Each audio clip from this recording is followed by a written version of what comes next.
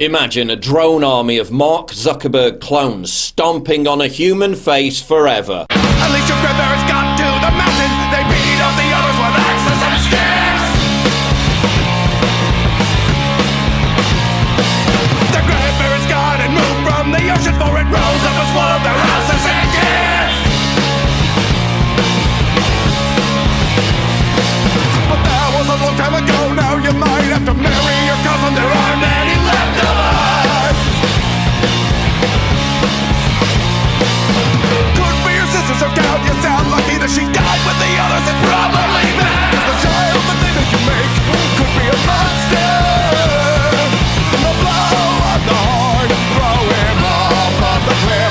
But the chances are smaller if it's only your cousin. So count yourself lucky that your sister is dead. They bought land in Canada, thought it would save them, but there's nowhere to hide from the fort in the bucket. Not proud of the legacy, glad that I made it, cause we reigned through the tear with a rep. Yankees came in from the records, we're also the last generation, so I think that I'm safe.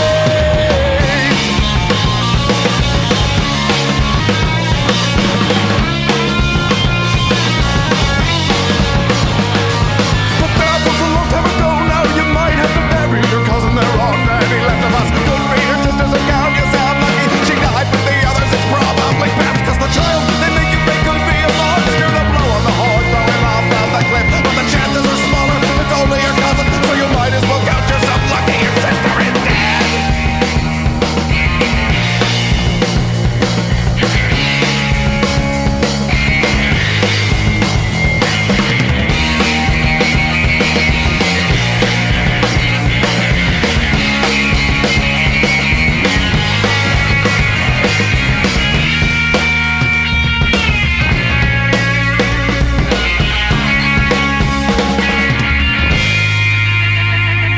Everywhere's an island when the water gets high enough.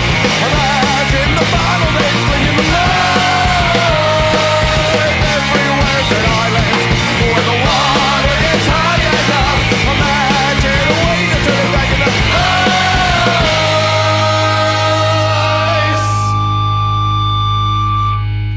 All right, everybody, welcome to the Plex. We do this show live every Sunday from 7 to 9 p.m. Pacific and beyond into red light.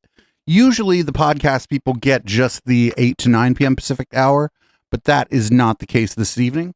Tonight, you'll get the 7 to 9 because I didn't have time to really organize things and put together something for the upfront. So we're just going to kind of hit all the stories as they come. So no need to tell you what's on the docket. You can look up the docket if you're watching live by just hitting bang docket in the chat. And we're going to hop right the fuck to it. Our first story is about Space Force. They have a song, and we're going to listen to it. I guess they have a theme song. We're going to watch the video and listen to the Space Force theme song.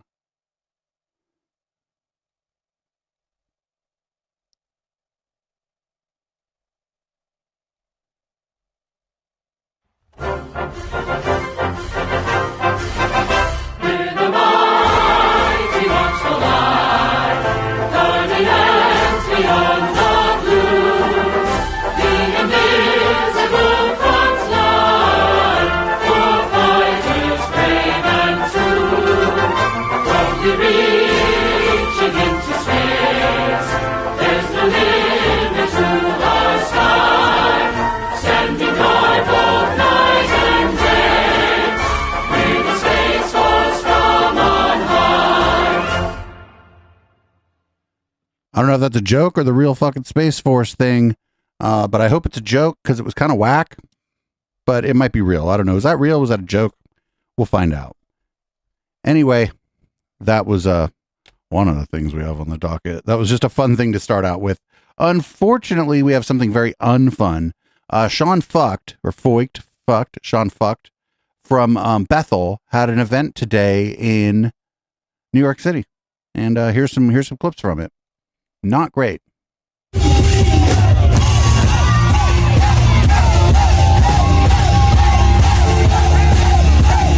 Whoa, there's nobody there. Like, that's not a lot of people.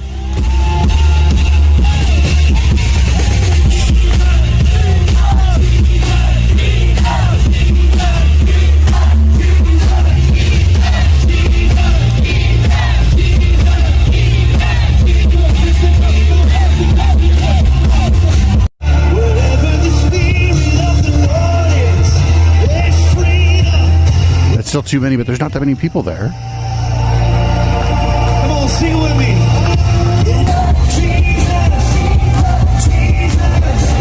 You only need to know one word.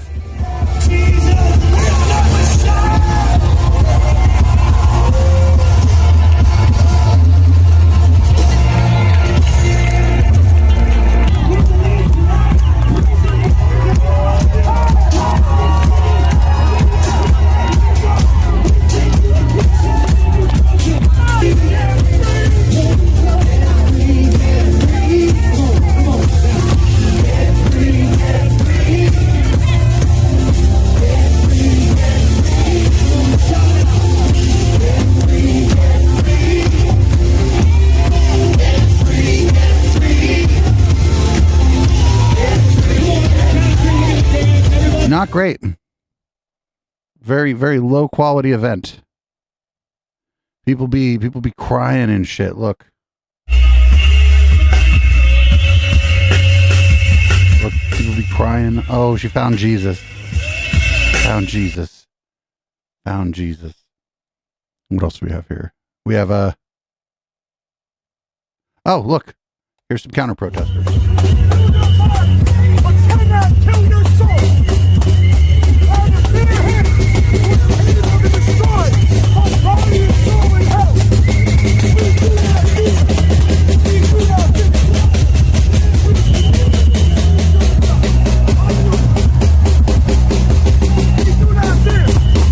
So that was some of the Sean Fucked event. We're not going to watch the whole thing. I'm not going to go looking for it. We're not going to be watching the Sean Fucked event during red light.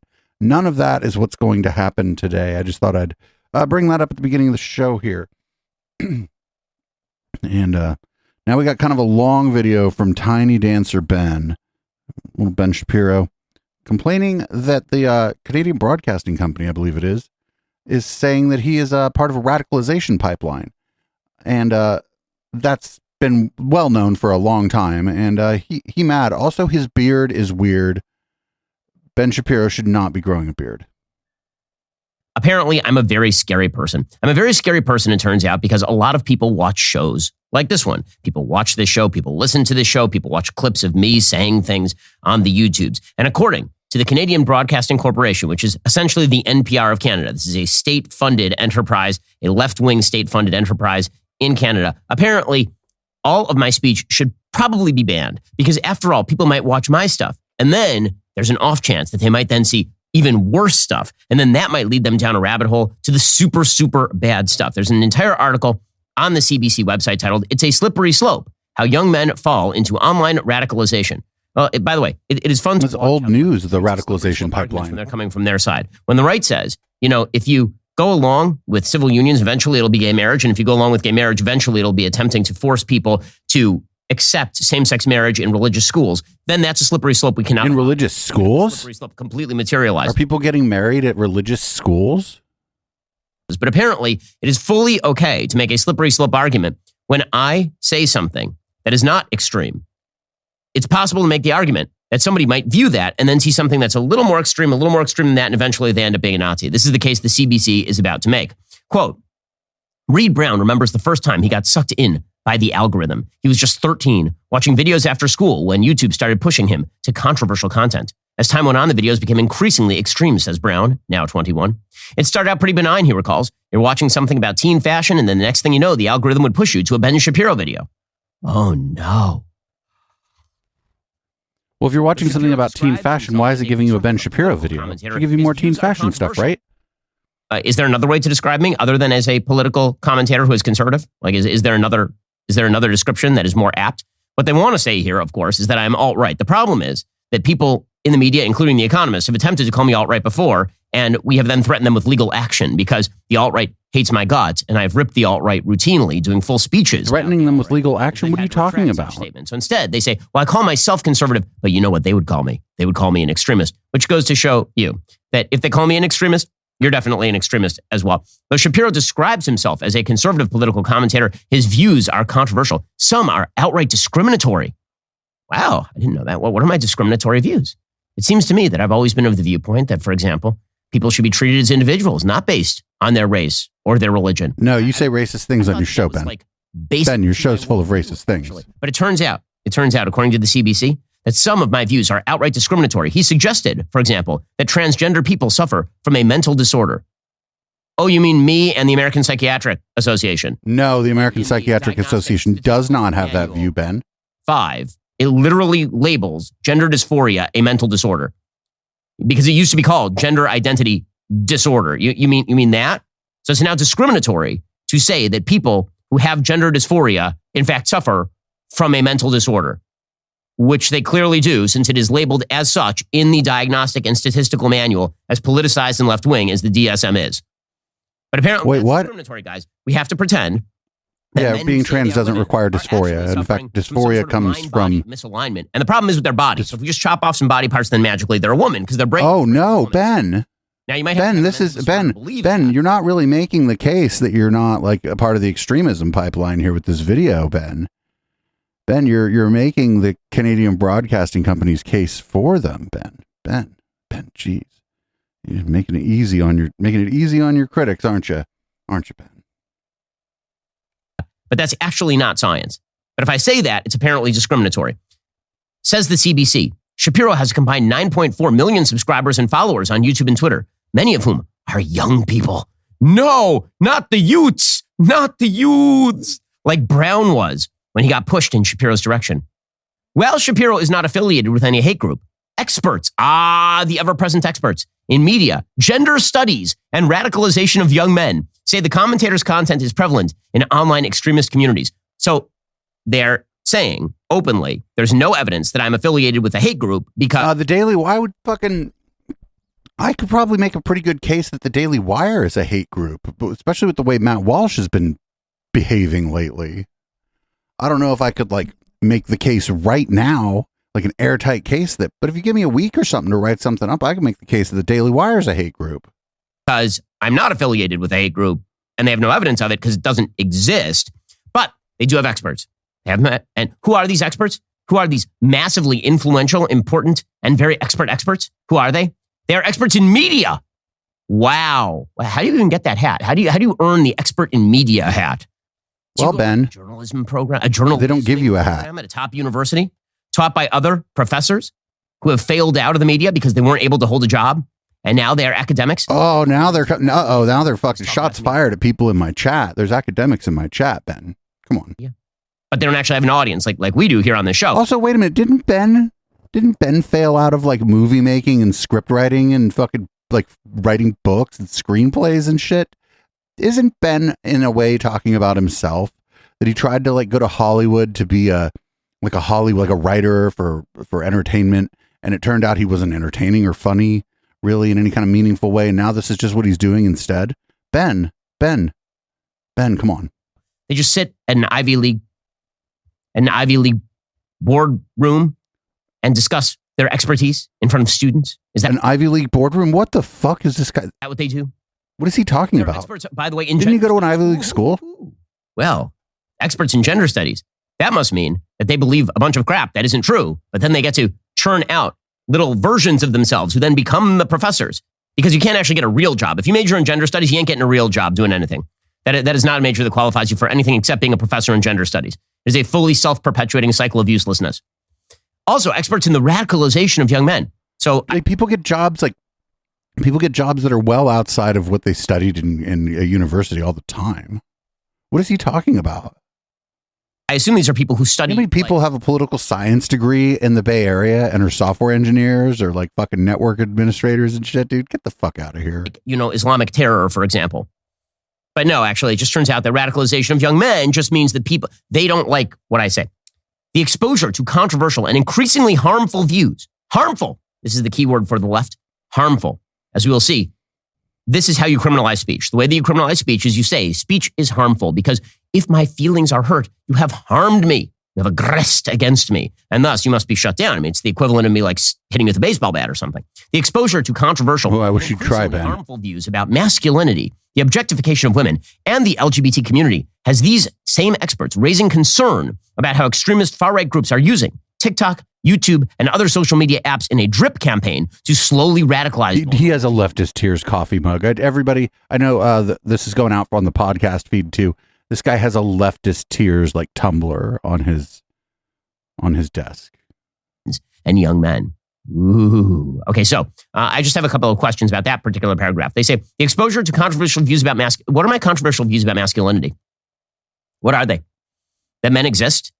I don't think that's particularly, that men should finish high school, get a job, get married, and take care of their kids without abandoning them? Is that the controversial view about masculinity? Is the controversial view about masculinity that men should be responsible husbands and fathers? What's controversial? If that's controversial, it's just because society is insane, not because what I'm saying is controversial. Oh, we have a clip from him later that we're going to play that he had some weird views about masculinity. All right. Education of women. That's a new one. I hadn't heard that one before. In case you didn't notice, I wear a funny hat. The hat is called a kippah. That kippah suggests that I'm an Orthodox Jew. I'm trying to make this linkage for the CBC, a state-funded enterprise in Canada. And you know what the Orthodox Jews are not so big on is the objectification of women. We're not super big on that. I've been an outspoken anti-porn advocate since I was like 16 years old. That explains a lot. I didn't know that about him. I didn't know that he was not only just claims that he's not into porn. I didn't know that about him, that he has gone full like, you shouldn't watch it either. I was an advocate and still am for virginity of both sexes until marriage. So that's actually the fucking toxic. These are like kind of toxic views, because the implication there is that people who don't choose that are like impure and less than. These are toxic ideas that are like bad for society if like everybody believes them. A society where everybody's getting laid is a good society. I'm going to need some evidence on the objectification of women front. By objectification of women, do you mean that I think that there are actual standards of beauty and that there are many people in popular culture who we have been told are supposed to be seen as beautiful who are not objectively beautiful? Obviously, that's true. Well, then that is the objectification of women, Ben. You've just made their case for them with you're like, oh yeah, well, I'm going to objectify women by saying they have to look this way or they can't be beautiful. But that's not how you objectify women. Like, what the fuck? Is he just going point by point and providing an example here? I think that's what he's doing. Obviously, that's true.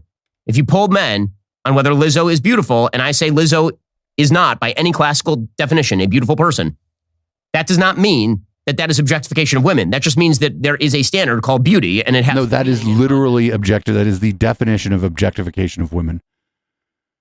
Yeah, that's not a particular controversial view. Judging Lizzo specifically based on what you think beauty is, you have objectified her. That's it. And you're an insane person. But they say that I have increasingly harmful views about LGBT community. Now, I assume that what they mean by this is that I say, as most societies have said for literally all human history, that the foundation of a successful society is man, woman, child. That heterosexual sex within marriage is the morally preferable form of sex in society. Yes, that's problematic because he's just bigoted, dude. He's fucking, again, he's like, oh, why do they think I'm bigoted against gay people? Or just gay, bisexual, lesbian, and trans people. Here, I'm going to tell you why they think that. Like, come on, dude. That all of human progeneration is rooted in it. That all of societal stability is founded upon it. And that when you get rid of the standard, that there is, in fact, a moral superiority to heterosexual sex within the confines of marriage. When you get rid of that, you end up destabilizing both reproduction and society itself. And this is basic natural law kind of stuff. But nobody ever like tries to evoke natural law unless they're trying to tell you why they're a bigot and why their bigotry is good. Seems to be backed by a fair bit of evolutionary biology as well. This is not saying that the government should regulate the type of sex that people can have in the privacy of their own bedroom. It is to say that pretending that there is no level of moral superiority to your sex life is very, very silly when we apply moral superiority and inferiority scales to literally everything else you do, from the food that you eat to the clothes that you wear. So apparently that's... Ben probably applies a lot of moral superiority to the kind of clothes people wear. He's right there. As well. And that's really bad. The goal of the CBC piece, of course, is to get my content banned on social media. And so what they have to do here is that they can't actually say what about my views is so terrible. So but you just did it for them. What they do is they say, well, young people watch my stuff, and then they increasingly watch other people's stuff. And those other people's stuff is really bad. And then even worse stuff Now, again, they'll never use this argument about, for example, marijuana and the fact that virtually everyone who does hard drugs originally started with marijuana. That argument was ruled out of bounds long ago, and we have to pretend now, by the way, that marijuana is not addictive. Marijuana is, in fact, addictive by all available data. We have to pretend all that stuff, but we're not allowed to make that argument with regard to a slippery slope on drugs. We're also not allowed to make the argument with regard to a slippery slope on pornography. If we say that people access porn and a subsection of the people who access that porn are going to access more and more extreme versions of porn up to and including violent porn, and that has an effect on people's souls and it makes them less sensitive toward women, you're not supposed to say that either. That's really bad. So again, slippery slope arguments only apply to the things that they want them to apply to, namely politics. He just went through a list of like, oh, they say I'm this kind of bigot. They say I'm doing this thing that is bad. Every time he gave a thing that they were saying about him or whatever, then he just went on to like, he's like, here, I'm going to do that exact thing right now. Come on, Ben. You're supposed to be like a smart lawyer guy or something. How could you just go through that list, go, well, they're actually wrong. Here's why they're wrong. And then instead of like giving some kind of possible reason why they might be wrong, you just gave a reason that they're right. You like gave an example of the fucking thing they're talking about. Like you're stupid, Ben. So I just wanted to show real quick before we get on to our Trump news of the week. There were people on Monday just kind of hanging out on the street corner in Mar-a-Lago waiting for Trump to get home. Because that's what normal people who aren't in like a fucking cult do, right? Here you go.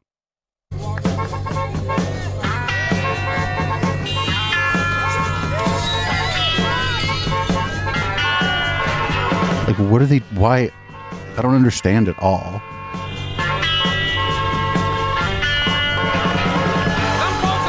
Oh no, copyright.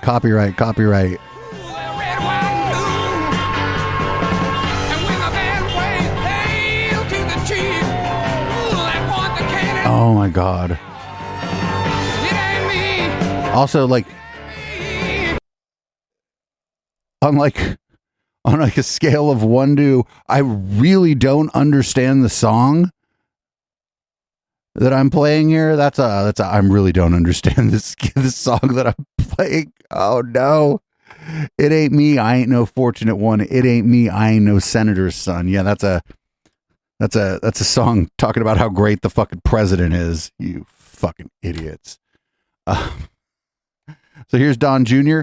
He's at a campaigning for, I believe in Michigan, for governor candidate Tudor Dixon. And apparently he's going to talk a little bit about classified documents and in the FBI. Super smart guy. The information was so dangerous and so classified that they spread it all over the floor, took a picture of it, and leaked it to the Washington Post. Because it's so sensitive. It was so sensitive that it remained under covers for like 18 months in Donald Trump's possession. And yet within 5 minutes of the FBI having it, the Washington Post put it up on the front page. Those are just like cover sheets.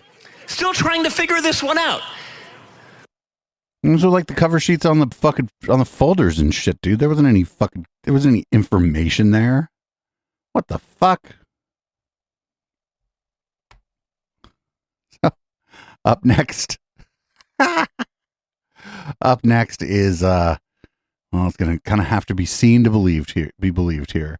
It is I forget this guy's name already. It's Kash Patel, I think is his name, and he's showing off his little children's Trump book. There's a little children's Trump book, everybody. It's The Plot Against the King. Topics that the administrative national security state never wanted us to touch. Russiagate and election rigging. We are bringing the truth in an apolitical fashion out for the American public, for adults, for children. And as President Trump has kindly and generously stated on Truth Social, his mission is to get this book into every school board, and every library in America. Go to plotagainsttheking. They're trying to get this book. It's like that book will be right next to Raphael O'Neill's book, Funny Clouds, A Chemtrail Tale. They'll be right next to each other in the school library. Up next, we got Kimberly Guilfoyle. That would be Don Jr.'s girlfriend, fiance, whatever. And she's going to be talking about the Attorney General, the New York Attorney General, filing civil charges against the Trump Organization for fraud. And she's not happy about it. It's unbelievable. There's no substance whatsoever to this suit. And it is a sad day in America where we are turning into a third world country with this kind of lack of justice. She should be herself investigated and brought before the state bar for her conduct, which is unbecoming the office of a prosecutor and attorney general. And she wants nothing but attention for herself. She doesn't care. She doesn't care about justice. She doesn't care about facts or evidence. She failed at being able to run for governor. So this is what she's doing. Letitia James presiding over the kangaroo court.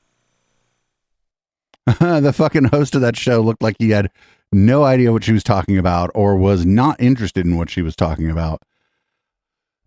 I mean, there are times certainly when people in government should be investigated, when DAs and attorneys general should be investigated, but just because they filed charges against somebody like a member of your family isn't really a good reason, Kim. They brought out the heavy hitters. They got Laura Trump.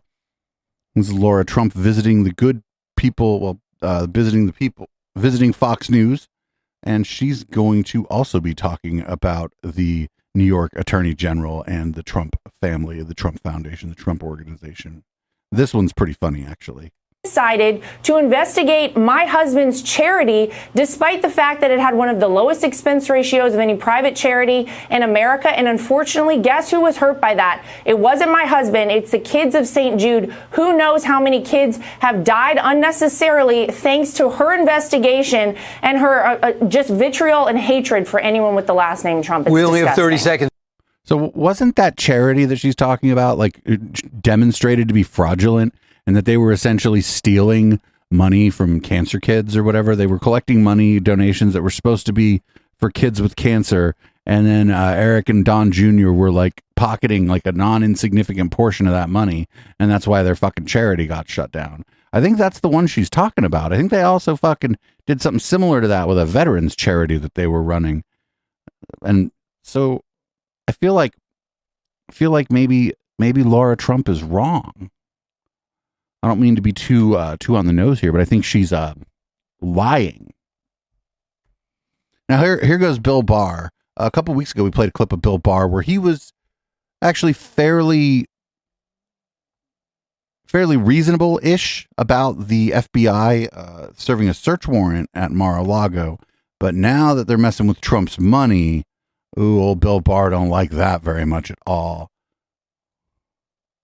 I'm not even sure she has a good case against Trump himself, but what ultimately persuades me that this is a political hit job is she grossly overreaches when she tries to drag the children into the children? They had roles in the business. Okay, so these are, first of all, they're adults. Secondly, they were named executives, named officers in one or more of Trump's businesses.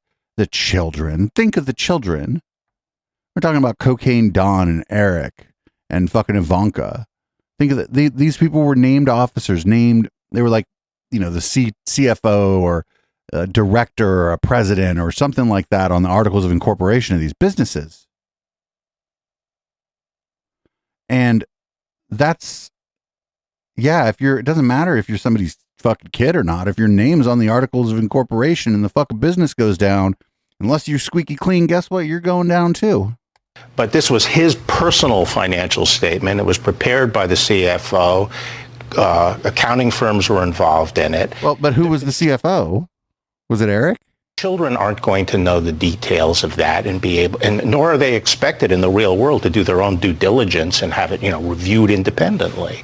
And so this to me looks like gross overreach, which I think is going to end up backfiring on them, because I think it will make people sympathetic for Trump, that this is another example of people piling on because of Trump derangement syndrome, this strong desire to punish him. So you have to understand that this is not a situation. They're going after the Trump Organization, after the businesses. There may have been some stuff about his personal financial statement in there, But that's not all that was going on. That's not all that's happening. We don't even know like the entire scope of this investigation. Was it going to go anywhere? I don't fucking know. You don't know. We don't know. We don't know the scope of the investigation yet. They're acting like it's against Trump personally, and then that they're going after the kids as part of a thing against Trump. The problem there is that his fucking kids, his I don't know, his sons and daughters are integral parts of his businesses. They are all like on the boards of directors of his businesses. So this isn't, it's not you. Yeah. If you go after an organization, you go after the fucking executives of the organization. Like this is not out of the ordinary. Now, if is it a political hit job? I don't know. Who fucking knows? Well, that's what the rest of the process is for, ostensibly. Here's more of Bill Barr. That's great. Well, yeah. Otherwise, go to the border. Well, as I said, I think the New York Attorney General action was a political hit job. The essence of that case is that the Trump organization borrowed a lot of money. And in connection with that, to facilitate it, Donald Trump as an individual gave his personal financial statements in guaranteeing that loan. And the claim is that he misvalued his assets. And I think the claim against Trump is fairly weak. But what tells me that this is a political hit job is the effort to drag in all the children. They're not responsible for the personal financial statement of Donald J. Trump. If they were fucking officers of that company, yes, they are. Yes, they are. If they are officers, like, what a weaselly way to talk about this. They're allowed to rely on the experts that prepared that, and so I think it's a case of overreach. Like, I'm repeating myself, but these aren't like little 9-year-old kids, or that they don't have anything to do with anything. They're officers on the board of directors of these companies. They may have signed off on some of this stuff. They may have who knows? We're going to find out more as time goes on. I'm not sure this isn't just a political hit job by people who hate Trump. But I'm okay with that. Like if the New York Attorney General has the goods and they want to get Trump, well, they got the goods. If they didn't have if you don't want to get got, don't let the New York Attorney General have the goods on you. And like, if you don't want your kids getting in trouble with your shady business deal, don't put them on the board of directors of your companies. And that's it. And they're not kids either. These are adults. These are adults who were paid a salary and had power at these corporations. So that's just the way the cookie crumbles, baby. Like, don't play the game if you're not trying to play the game. So up next we got I just called this "Many Are Getting Arrested." I don't know. I just saw Rudy Giuliani's face and I decided to call this "Many Are Getting Arrested." I don't know if Rudy's going to get arrested. Probably not, but we'll see. They want us ignored. They want us put in prison. They want all our property taken from us. They don't want us to be allowed to be employed. Don't threaten me with a good time. They don't want any television station to put us on. And they say so. And the television stations comply. That's not fascism. That's Rudy Giuliani's common sense. I think his show is on the Mike Pillow Network too, but I'm not 100% sure. I think it's on the Mike Pillow Network.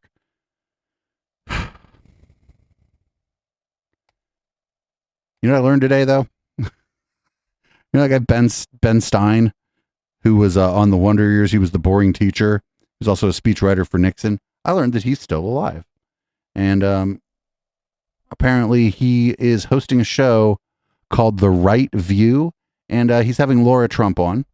And they're going to say that Donald Trump and Richard Nixon, well, they're going to make some comparisons here. I don't really compare Trump and Nixon very much. Different times, sort of like different states of play politically. But their comparison, well, it's quite interesting. You say that President Nixon was nothing like the man the media portrayed him to be. Obviously not unlike Donald Trump. Tell me about that. Well, first of all, the thing that's most apparent right away as life goes on, I wake up every morning, is that both President Trump and President Nixon were kicked out of office for doing exactly nothing wrong. And it was just a mob, a lynch mob, that was assembled on the word of some words of some crank people who happen to be highly placed in the media. Okay, so the situation around Nixon leaving the office was that he resigned because he was going to be removed from office. Everyone thought he was going to be removed from office. He thought he was going to be removed from office, so he resigned. Donald Trump wasn't even removed he wasn't removed from office, really. He served his term and he lost the re-election, and then he was no longer in office after he served his first term because he didn't win re-election. That's not being forced out of office, really. And Nixon wasn't forced out either. He left of his own free will. Maybe he would have been forced out, but that's a political process. We have that in place. So they're not even that close. Like, what is he talking about? Ben Stein doesn't know anything. Well, I mean, he probably does. He's just like trying to get one last grift in, it looks like to me. One last grift, one last hurrah for him. So there's this gal. She was Trump's lawyer for a bit, but I don't think she's Trump's lawyer anymore. This is Christina Bobb. And the reason I don't think she's Trump's lawyer anymore is because she's like mostly been a correspondent for the Right Side Broadcasting Network now. So I don't know if she's really working on Trump's case or whatever. Huh. If it plays. I'll try that again. There it goes. They take. If they actually do try to make it Gavin Newsom, I think it only highlights the fact that they are planning on stealing the election in order to try to win it. Wait, why would it, if Gavin Newsom was a nominee, why would that indicate that they're trying to steal the election? I don't understand. No other way they can win. Nobody outside of California, and I will go so far as to say the vast majority of people inside California don't want Gavin Newsom. People know that I have reported strongly on election integrity and election security efforts. California's elections are a hot mess. We saw that what kind of governor who's being recalled, who's in the process of being recalled, actually becomes more popular in the second election. It's just bizarre. Shocking. And it's intellectually offensive that they think we would fall for that. So, wait, what? She's a lawyer? Okay. Maybe Trump fired her. She doesn't seem like she's very good. She's not very persuasive. I don't know what she meant to say there. After the recall election that Gavin Newsom won 2-1, he came out of that more popular than before the recall election. Yeah. That could happen. It's not like unheard of that somebody would come out of a recall election that they defeat and are more popular than before the recall election.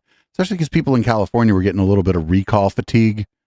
We were covering all kinds of different recalls all over the place. And I think a lot of people were just sick and tired of the recalls themselves. And so, yeah, Gavin Newsom came out of that fucking more popular than he was going in.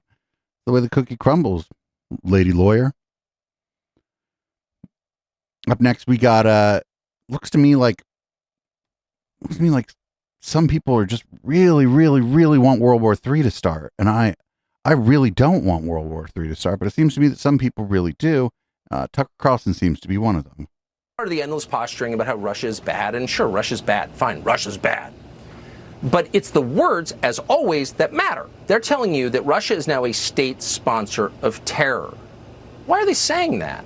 And you're probably nodding, yeah, it seems like a bad place with a bad leader. Fine. But state sponsor of terror? It's important for them to define Russia very specifically as that. Why? Because what do we do with terror states? We topple their governments. We go on the offensive. We take the fight to them. And that's the position of Washington. on a bipartisan level, and it's particularly the position of people who believe falsely, speaking of election-related conspiracy theories, that Vladimir Putin stole the 2016 election, and no one believes that lunacy more fervently than the lady who lost. Here she is. I don't think Vladimir Putin stole the election. I don't think a lot of people think that. I think the Electoral College does a pretty good job of stealing elections from the person who got the most votes. I don't think they really need too much outside help. I think if not for a couple things, I think the 2016 election would have gone another way. It would have gone the other way. And like foreign interference in elections via propaganda, everybody does it. Like nobody's saying that nobody says that they're not. Russia isn't doing it, but fucking everybody's doing it. We're doing it to everybody, and everybody's doing it to us. But I don't think any serious analysis of the 2016 election. I don't think anybody who does serious analysis of the 2016 election would tell you that the supposed Russian interference was the thing that tipped the scales. Did it have an impact? Maybe, maybe not though. I mean, people were getting pretty tired of fucking seeing like constant rage on their Facebook feeds by the time the election happened. Who knows? Who fucking knows?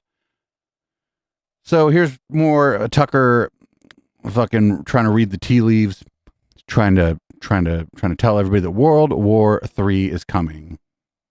I don't think it is, but Tucker. Some agreements on guarantees with Putin, the West is not.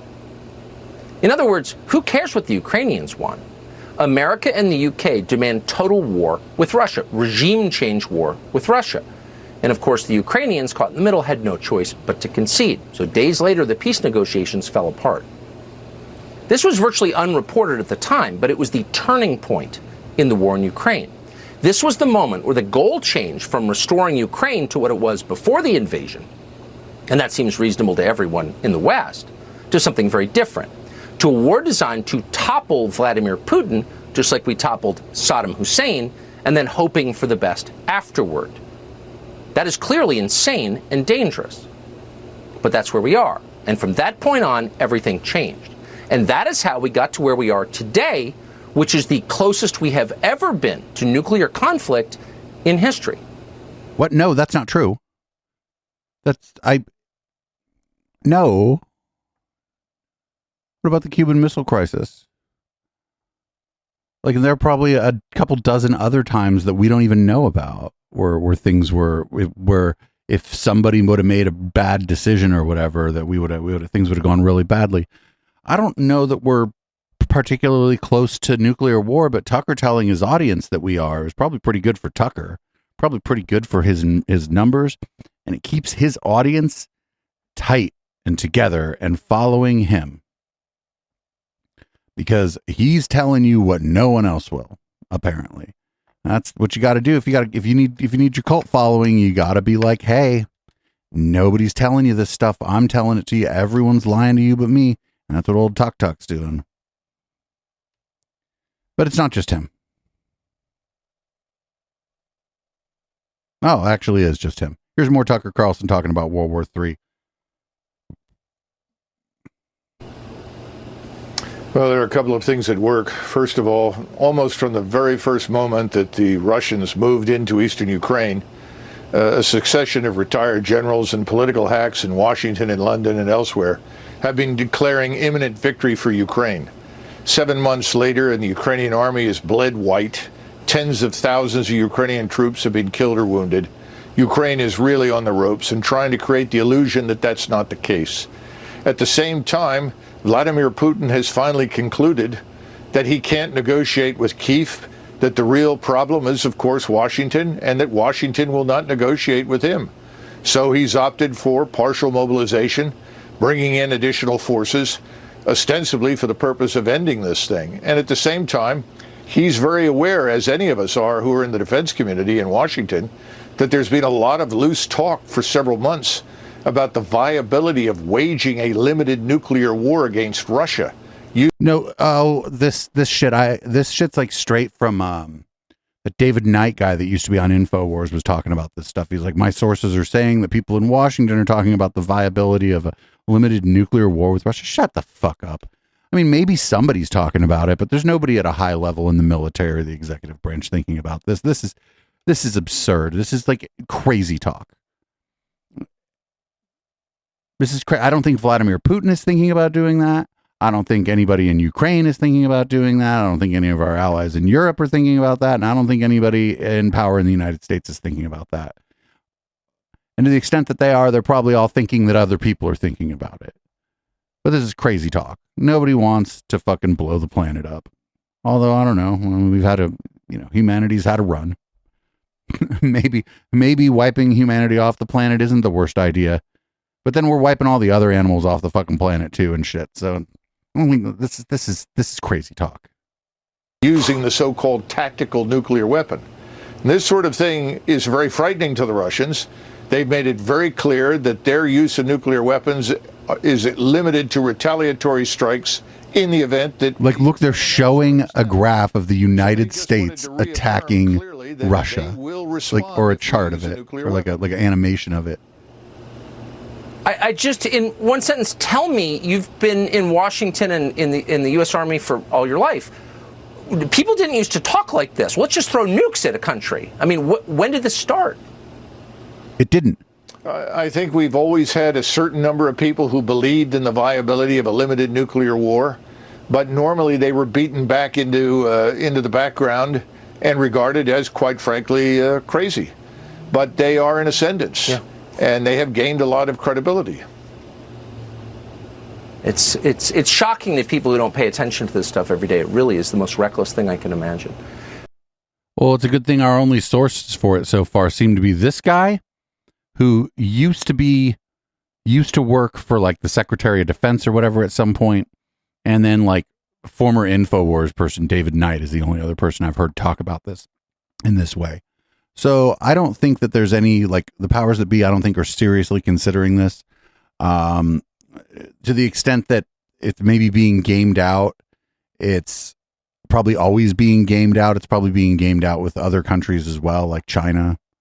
There's probably always like simulations or whatever that people are doing regarding like a nuclear war or how it would play out or whatever. But I don't think that's not evidence that it's being seriously considered by anybody. And what that guy was doing, that was just fucking straight up crazy talk. I would be absolutely fucking stunned if that's like something that's like seriously on the table, because you can't like have a limited nuclear war. It just fucking escalates and all of a sudden everything is gone. My city's gone. Your city's gone. Fucking everything's gone. Moscow's gone. Los Angeles is gone. New York City's gone. You can't like, and I think it's not fairly, I think it's really reckless for Tucker to have somebody on talking like that, honestly. But I mean, it's Tucker Carlson. Like, what else do you expect from the guy? So here's Jesse Waters and somebody named Glenn Beaton, and they're going to talk about homelessness, and it's, probably not great. I haven't watched it yet, but I bet it's not great. So what exactly is happening out there on the streets of that beautiful state of Colorado? Oh, that guy looks like, who knows what's up on the streets? This is Glenn Beaton guy, if that's his name. Well, his name's ringing out on the streets. I split my time between Aspen and Denver, but what I see in Denver, you don't think of Denver as Seattle. Look, they're showing Los Angeles. Look. I mean, why are they showing Los Angeles? Like, this is just like poor people scary, and then they're just like, get us some stock footage of homeless people wilding out. San Francisco or New York in terms of homelessness, but it's pretty bad.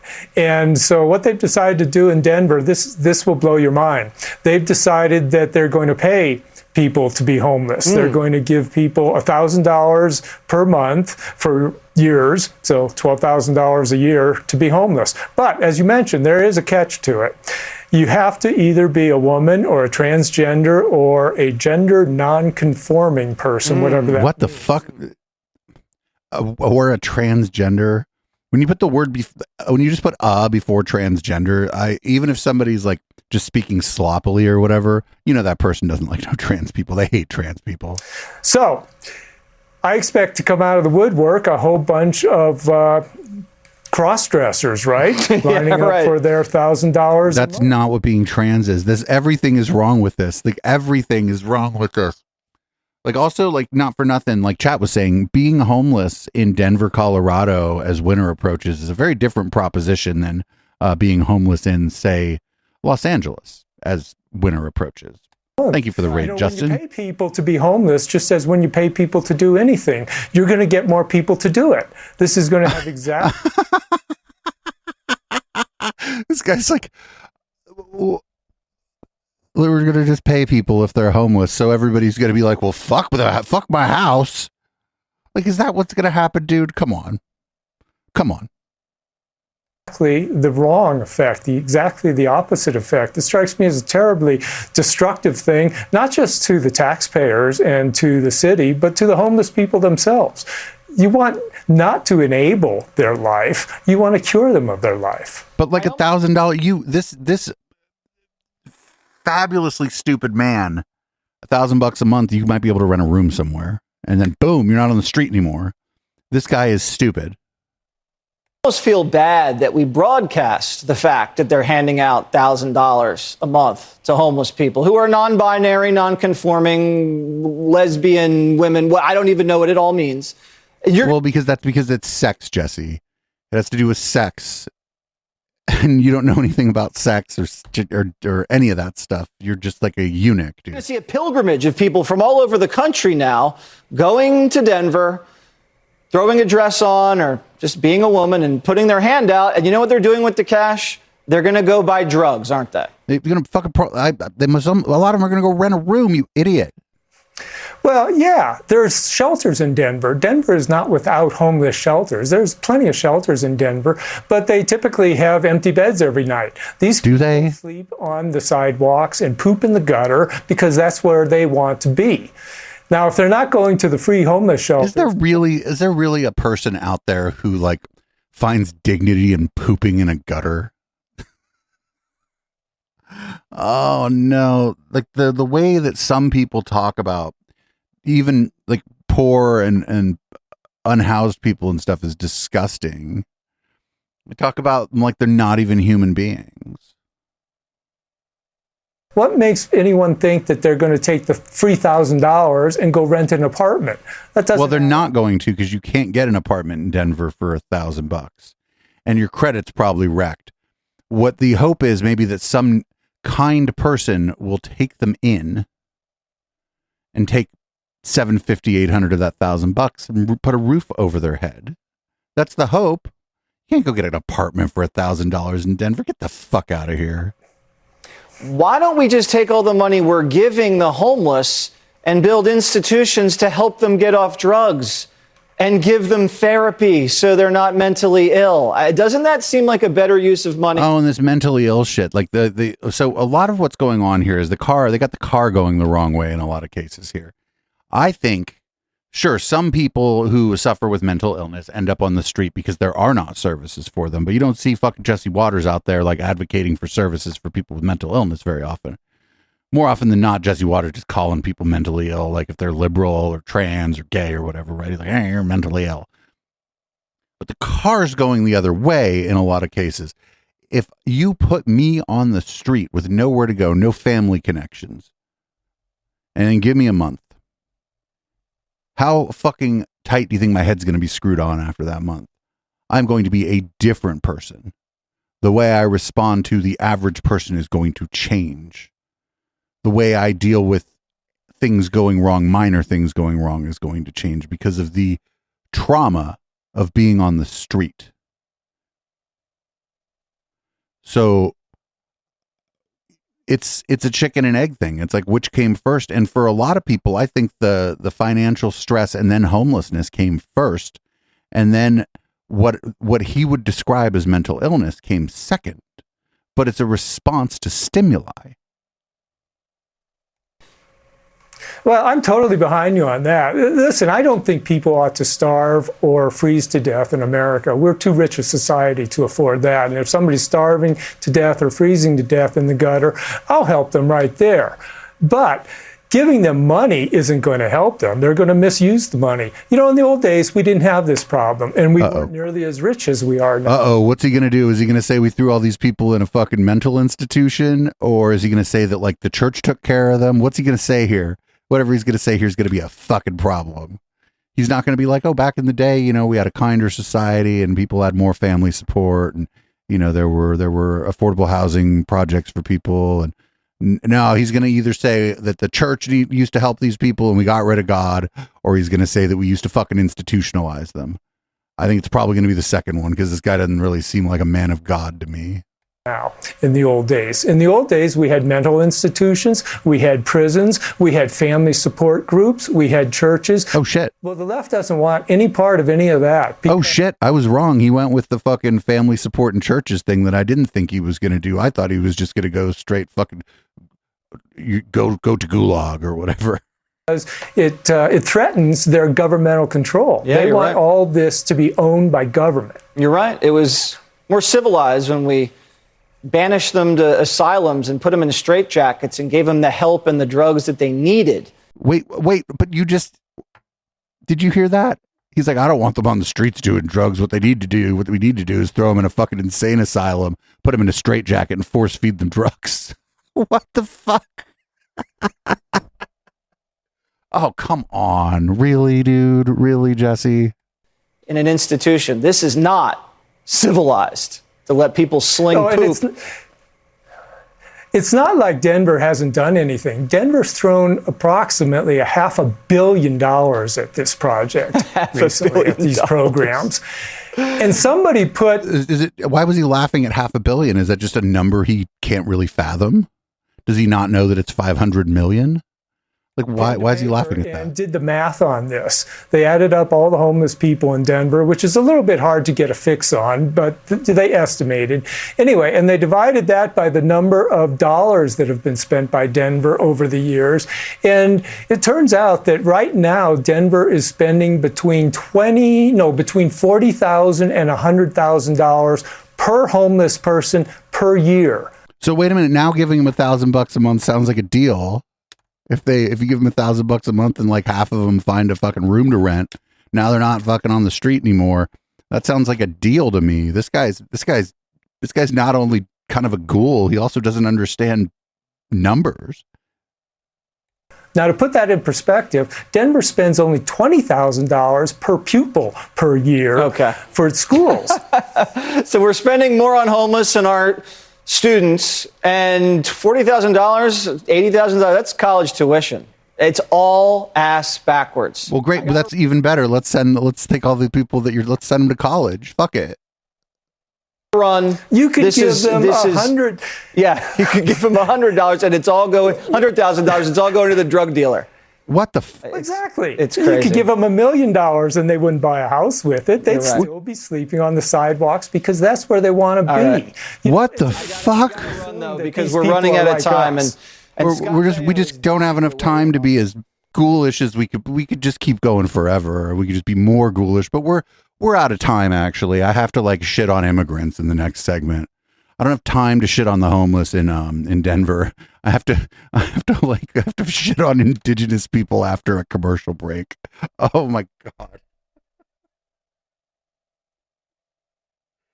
Well, I have a palate cleanser.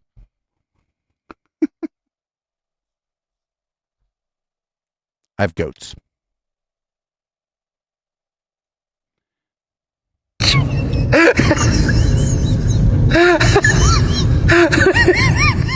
That's awesome. We'll let it loop around.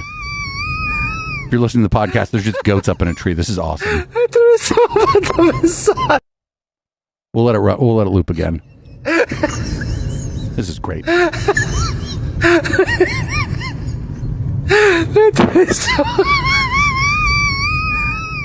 It's amazing. Love it. Love it. We love goats around here. Goats and trees are even better. Somebody in chat was like, that better be a good palate cleanser. It was. That was a very good palate cleanser. You might want to watch the video of this, everybody. The Plex doesn't go up on YouTube because they'll kick us off. So you have to go watch it on Odyssey, or maybe I'll put it up on the Book of Faces or something. I mean, that's all really fun until like you like shake the tree and then a bunch of goats fall on your head, I suppose. I don't know how that works. So up next, we got Tiny Dancer Ben Shapiro. Again, We had a real problem from him at the beginning, but don't worry, we have a real problem from him now too. He's going to talk about just being able to drop your ballot off at a drop box. And spoiler alert, he's, I guess, against it. Here is Kamala Harris again. Just a sterling example of a deeply insincere person. And there's certain politicians on the right side of the aisle who I've said come off as insincere, but the thing is that they are sincerely insincere. That actually is who they are. Kamala Harris, maybe there's a core of sincerity to her somewhere, or maybe it's just insincerity all the way through. I honestly can't tell. But here she was pretending outrage at laws that are getting rid of drop boxes in certain places. You know why you get rid of drop boxes? Because people can stuff the drop boxes. With ballots, yes. Mess with the drop boxes. But yes, you could stuff them. But yes, but that's the point of the. If it's stuffed with ballots, that means everybody voted, Ben. What do you mean stuff? What does he think this is? What do you mean stuff them? I'd be fucking hella happy if there was just not enough drop boxes because everybody was voting. Maybe Ben not so much. The idea that you should be voting in person in places that are supervised is not controversial. But apparently, according to Kamala Harris, it's anti-democratic now.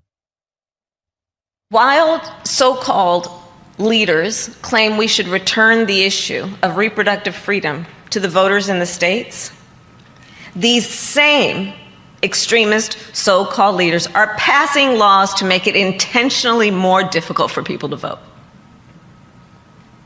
Return it to the states. Let the voters there decide. While laws are being passed to ban drop boxes and restrict early voting. Laws that are making it illegal to give food and water to people who are standing in line sometimes for hours to vote. Undemocratic laws. Un-American laws. Undemocratic and un-American to say that you're not allowed to bribe people with food and water in line, which is... They're already in line to vote, Ben. They're not there for the fucking sandwich and the bottle of water, Ben. They're not like, oh shit. You know what I need? I need a bottle of Crystal Geyser. You know what I'm going to do for that? I'm going to go stand in line for fucking 5 hours to go vote. Oh, they'll give me a fucking bologna sandwich too. Sign me up. Also, like bribing people to vote. Like what? Maybe you should get paid you should get paid to take the day off to go vote. I don't know. Which is what the laws actually say. It doesn't say that you're not allowed to bring people food and water. It says you're not allowed to bribe them with food and water. Also, who decides what the difference is? Oh, they're getting rid of a lot of early voting. How early are we allowed to vote? You know, we should just extend this forever. Can I vote right now in like the 2032 election? Well, no, there's no candidates, Ben. So can I just do it right now? As soon as the candidates are announced and the propositions and stuff are all there, or as soon as you get your ballot in the mail, you should be able to vote. Yeah. I don't see like, does he just, this is like pretty transparent though. Like the more access you give people to voting, the more likely a liberal kind of center leftish politics is going to take over. And I guess Ben doesn't want that. We'll just get this out of the way. Like it's anti-democratic to pursue the same voting procedures we had before COVID. We need the COVID voting procedures because that's what allowed Democrats to increase the number of people voting. Ben, yes. From like 120 to 130 million people in a typical election cycle to 150 million. It allowed them to ballot harvest. It allowed them to do all the things that they like to do to get marginal voters, people who don't really care all that much, to vote. They went door to door, knocked on people's doors, and they gathered their ballots, and then they drove them over to the drop boxes and dropped them off. Right? This is the kind of stuff that Democrats would love to do. And it's anti-democratic if you oppose it. If somebody already filled out their ballot and it's already sealed, and I'm on my way to the fucking drop box, and my neighbor's like, "Hey, can you drop this off while you're there?" Like, am I now stuffing the ballot? Because my neighbor was like, "Hey, can you drop this off?" I think that might be legal in California. I'm not sure, but like, what would the problem be? I don't understand. I mean, I do understand, right? Obviously, Ben's side doesn't want more people voting because the more people vote, the smaller a proportion of the people who vote for the things that Ben wants. Imagine that. I mean, if I just wanted to win and my side was not, consistently getting the most votes, I suppose I too would be against more people voting. Wouldn't you? If somebody told you, hey, so we ran the numbers, and if 80% of the same number of people who voted last time vote this time, you'll win. But if it's 82% or higher, then you're probably going to lose. So you'll want to drive that number down to like 75% of the previous turnout because you want to win.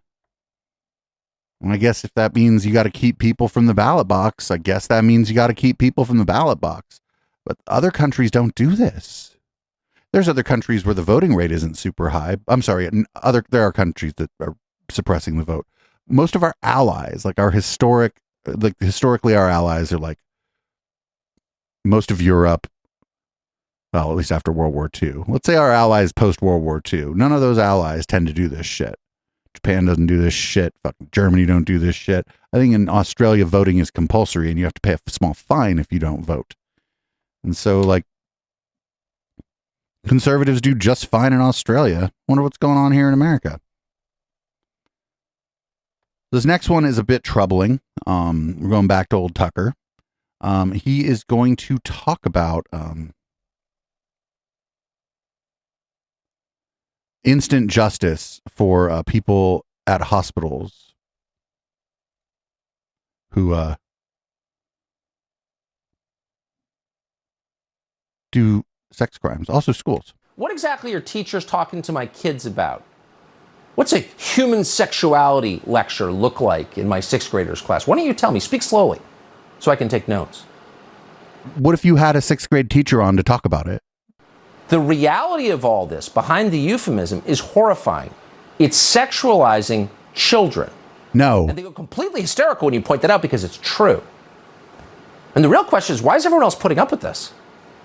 In a healthy country with an intact social fabric, neighborhood dads would mete out instant justice to anyone who even thought about sexualizing their kids. Oh, no. If you doubt that, go ahead and try it in Bulgaria or South Africa or the Solomon Islands. Good luck. Let us know how that ends if you can still speak. People won't put up with it because the instinct to protect your children is the deepest of all human instincts, and it has to be.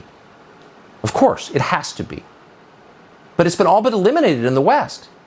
Parents in this country and in Canada are far more passive. Why? Because they haven't recognized this phenomenon for what it is. They believe it's some kind of political movement, somehow related to the liberation struggle for trans rights, and therefore something you're not allowed to complain about or you're a bigot, and all the moms think you're bad. But it's not a liberation struggle. There is no liberation struggle. The battle for trans rights is long over. Trans people have rights. They can dress any way they like. And not only is that entirely legal, most Americans have no interest whatsoever in interfering with it at all. This is a fundamentally live and let live country, and it always has been. That's the deal we've always had. You do your thing, I'll do mine, and we'll both leave one another alone. Unless your teacher gives comprehensive sex ed that includes acknowledgement that queer and genderqueer, trans, and people just basically that aren't like the Beaver Cleaver family unit, that those people exist, then the dads need to get the fucking baseball bats. Like, listen to what this guy's saying. And the overwhelming majority of the American population still favors that. Republican, Democrat, Independent, everybody's for that. But that's not what this is at all. These are not people who want to leave you alone or your kids alone. These are weirdos getting creepy with other people's children. That's exactly what it is. Say it. Say it. That's what it is. This is like QAnon, like the beliefs of QAnon and Pizzagate to some extent, being like watered the fuck down, and now they're more just diffuse, and they're not as deep, but they're like a fucking mile wide now, and they're just permeating our society. Now, naturally, Joe Biden, who showered with his own daughter, who said her sex life was destroyed by it, is now the lead spokesman for this lunacy. That's like according to like what someone said is in Joe Biden's daughter's Bible. or Bible And we're committed to diary. advancing transgender equality in the classroom, on the playing field, at work, in our military, in our housing and healthcare systems, everywhere, simply everywhere. Today, we're announcing even more steps, but there's always more work to do to end the epidemic of violence against transgender women of color and girls of color, to ensure transgender seniors can age with dignity, to parents of transgender children. Affirming your child's identity is one of the most powerful things you can do to keep them safe and healthy. Oh, yeah. Tell us more about how to keep your children safe and healthy, Joe Biden, Mr. Shower with his daughter guy. Are you joking?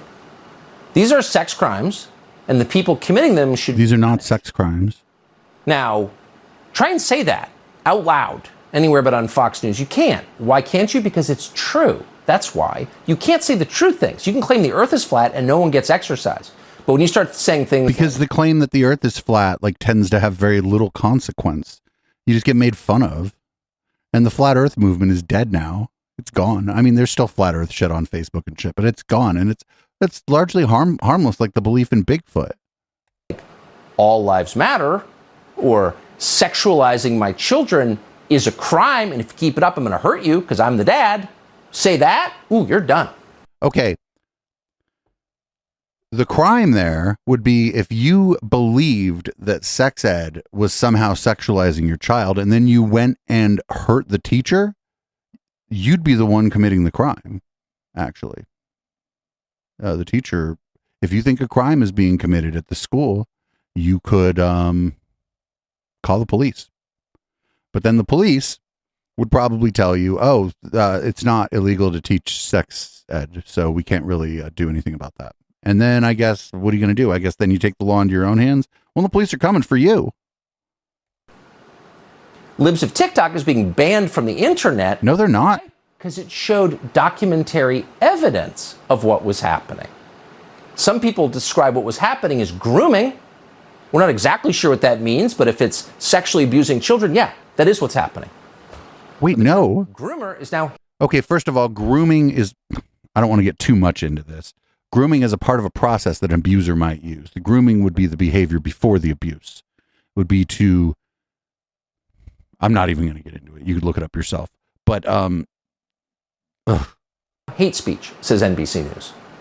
A couple of months ago, these people, one is Libs of TikTok, another is Matt Walsh, you have Chris Rufo, who you just mentioned.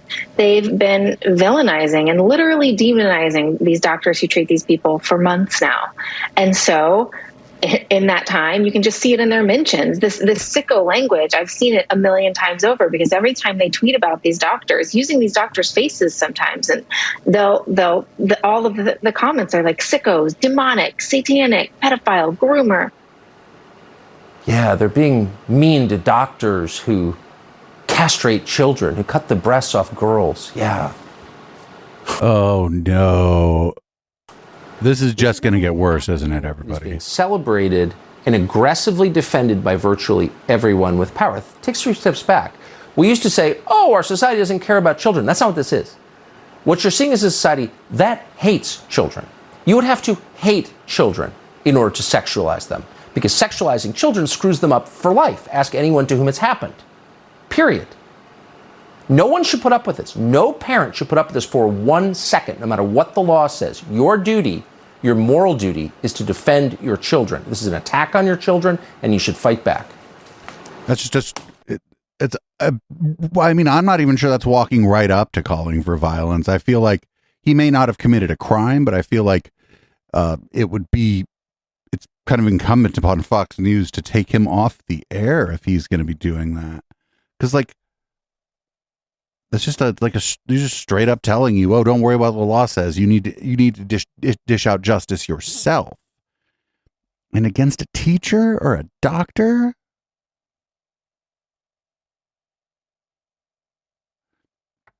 And early sex ed, a lot of it is actually prevents child abuse, because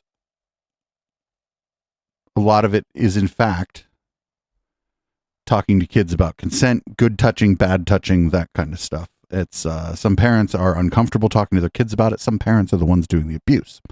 And so early sex ed prevents.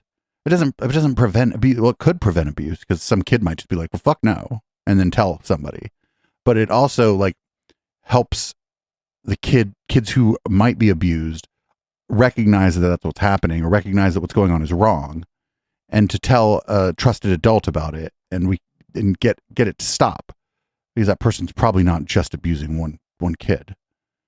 And so this is going to have the exact opposite effect of what they claim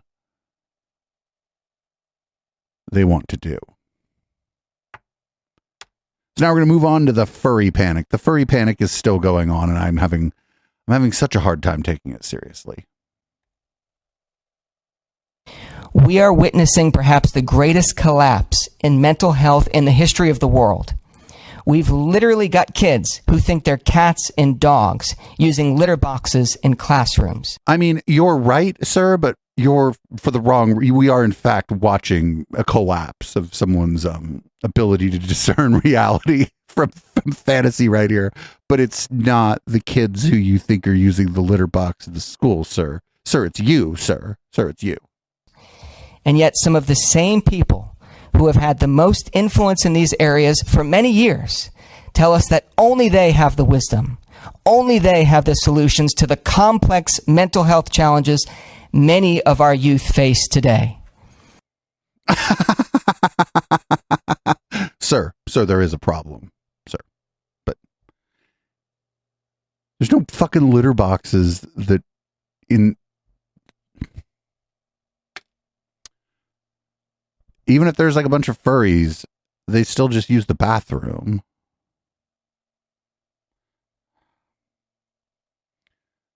Just furries. It's about the fashion, baby. All right, here's more of the anti-critical race theory stuff. It's diversity, inclusion, equity, or whatever. All this stuff. Here's a person at the House GOP's Commitment to America agenda rollout talking about this shit.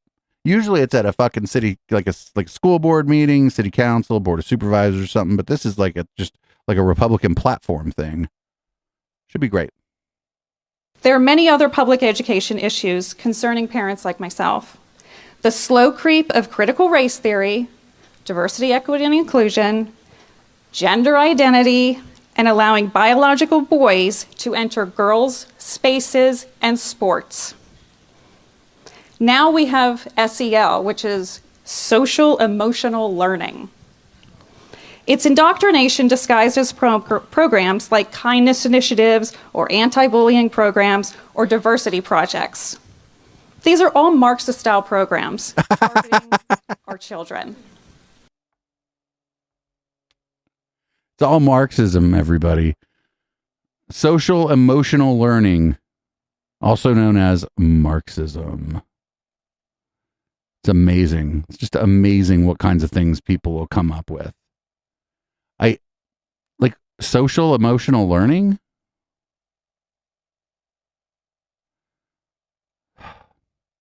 That's just social emotional learning. So we're going to move back to Tucker Carlson. Apparently, it is now woke to believe that Watergate happened. All right, everybody, you woke Watergate believers.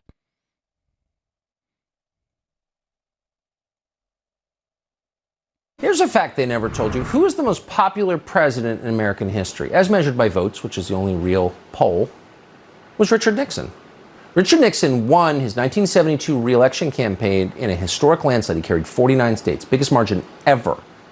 And then within a year, he was disgraced, and 6 months later, he was gone because Watergate, which no one can still explain even to this day, that was clearly driven. No one can explain Watergate? By government agencies, including the FBI. I can explain Watergate.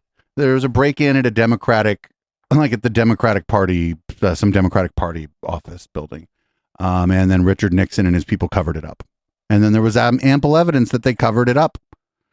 If they would have just come clean about it, he never would have got fucking, there would have been nothing. He would have just been like, some people that work for me did this, and I fucking denounced this kind of behavior. But he tried to cover it up, and that's when he got fucking busted. That's what happened with Watergate. That's it. It's simple. That's it. That's the whole Watergate story.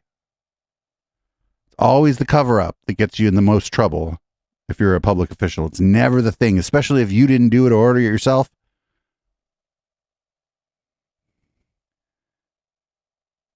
So it turns out it's hard to recruit people into the military. If the military tells you that they don't like white nationalists, which is a little bit funny, a little bit strange. You'd think that it would go without saying that maybe the military doesn't want a bunch of white nationalists within their ranks, but apparently it's driving down recruiting, according to Tom Cotton. Young kids don't join the military to learn how to use the right pronouns. They join the military to learn how to kill the bad guys and defend this country. And if the Biden administration wants to know why recruiting numbers have collapsed, why we have a recruiting crisis, they just need to look at their own policies.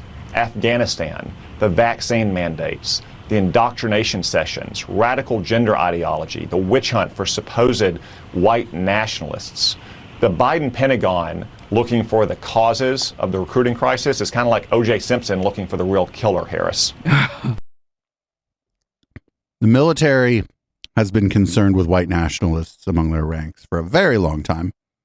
You can find references to it going back quite a ways, and so that's not it. He also was like, oh, there's like, I forget what he said. He said there's like some radical gender ideology or some shit, or like get out of here, dude. It's hard to recruit. Afghanistan might be right. The first thing he said is probably right. Afghanistan and Iraq are probably what makes it hard to recruit into the military, because they're worried that they're going to be sent off on some fucking errand somewhere. Young people are. They're like, I don't want to go die for nothing. And that probably drives down recruiting. But I don't know about that other shit. Other shit just sounds like a bunch of bullshit, bunch of like dog whistles for basically saying, well, we don't like that the military thinks black people are people, or that gay people are okay. All right, everybody. Up next, we got the rainbow fentanyl panic. There are so many moral panics going on right now. But right now we're going to talk about the rainbow fentanyl one. Bill Clinton weighed in. He thinks that Republicans have a way of trying to win. Listen to him here. You have to note the Republicans always close well. Why? Because they find some new way to scare the living daylights out of swing voters about something. That's what they did in 2021, where they made critical race theory sound worse than smallpox. I mean, Greg Gutfeld last night on the 5. Well, he said the Democrats have been trying to scare people as well. I know. I was going to say, like, newsflash, Bill, your party's doing that just fine. We don't need to help you with that at all. You're scaring voters everywhere with the open border. I mean, just last month, 2,000 pounds of fentanyl came across our border. That could kill 500 million people. We're coming into Halloween. Every mom in the country right now is worried, what if this gets into my kid's Halloween basket? You're talking about the rainbow fentanyl. What if my teenager gets this? And the things that they were showing that they were calling rainbow fentanyl, everybody, those are e-pills. Those are not Molly. They're just e-pills. And they're probably some of them do have fentanyl in them. And I probably would be hesitant to do any ecstasy because of the fentanyl thing. But those aren't rainbow fentanyl pills. The thing that they're selling is ecstasy. And yeah, kids shouldn't be doing ecstasy, but this moral panic about like people putting drugs in like your kids' Halloween shit, I don't know where it came from, but every year they keep fucking talking about it, and it never plays out. It just never plays out. There's never, I think a couple years ago when cannabis was becoming legal in a lot of places, they're like, oh, they're gonna give your kids gummies, like cannabis gummies. And I'm sitting there thinking, do you know how much a bag of gummies from like the dispensary is? Those are expensive. If somebody does that, it's because they ate too many gummies and accidentally gave the kid gummies. They didn't do it on purpose, and it's not happening. Nobody's drugging your kids on Halloween. So luckily, we have another kind of a feel-good story, although it's the root of the story ain't great. But this person, her name is Dawn Riggs, and she's a badass teacher out of Columbus, Ohio. Good morning. My name is Dawn Riggs. I'm from Logan, Ohio, and I am an educator in my 33rd year of teaching. I'm here to oppose the harmful resolution presented by Member Shea. I am certified in theater and in science, so my experience on this issue is multifaceted. As a teacher, I have had the privilege of working with many LGBTQ+ students in my career. Specific to transgender youth, I have many trans and non-binary students in my classes. My experience with transgender individuals spans my entire career. I am still in touch with some of those folks. Every single former student has told me how much knowing they had a safe place to be their authentic selves has meant to them. They have shared stories about traumas they were experiencing outside my classroom, from classmates, other teachers, family members. They have told me about their cutting. They have told me about their suicidal thoughts, their depression and anxiety and wish to disappear. The fact that they could walk into my classroom, be called the name they chose, and be called by the pronouns that reflected their lived experience made a difference. Even if no other adult in their life affirmed their identity, they knew they would be safe for at least a little while each day. 33 years of teaching, how many students is that? I will never know how many transgender students have felt safe and protected in my classroom, but I am proud to say that they were. It is no burden to use a name that we are asked to use. It is no burden to use the pronouns that are shared with us. If your friend William asks you to call him Billy, you don't blink an eye. If your friend Elizabeth says, I go by Lily, you call her Lily and we just say okay. The only difference between these examples and those opposed by this harmful resolution is the perception that a student's gender does not fit your expectation of it. The damage done by that policy is unthinkable, and I will not discriminate against my students. And this Board of Education must not either.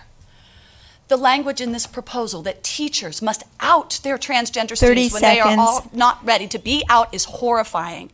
Our students must be able to choose the time and the manner in which they share their transness and with whom. It is not our place to force them to do so. I urge you to oppose this hateful and misguided rhetoric. Thank you. Fuck yeah, critical support to that teacher. She's great. She's great. Dawn Riggs, everybody. Dawn Riggs. And, you know, all these people that are like, oh, all these bad teachers and shit. You know what I would like to see? I'd like to see Tucker go toe-to-toe with that lady and talk about some of this stuff. Or maybe Ben Shapiro or Matt Walsh. Because she seemed like she didn't take no guff. And it would be very fun, I think, listening to her have a conversation with one of these people, like doing the moral panic around this. Because she seems to have a lot of experience in this realm. So our next clip it's very weird. It's not every day that a candidate for governor offers to send a reporter some porn. Well, but you know, here we are. Can you define what pornographic means for you in terms of books in K-12 schools? Do you need me to define pornographic? Wow. I mean, I can if you want me to. I can read you. All right, so there's two naked people, and they are acting out a sexual act. Yeah. So in multiple different sexual acts, do you want me to send you some so you can see them? Yeah. That would be fine, because I feel like it would be a little awkward. We've got plenty here to show you. Great, thank you. You can send me a list. Well, I mean, that's weird. That's something you don't see every day, right? A candidate for governor just being like, oh, I could send you some porn, actually, if you need me to. There's a way in which that could be funny, but that wasn't funny because this is like this is this crap where they're like, oh, they're showing our kids porn in the classroom. They're not showing kids porn.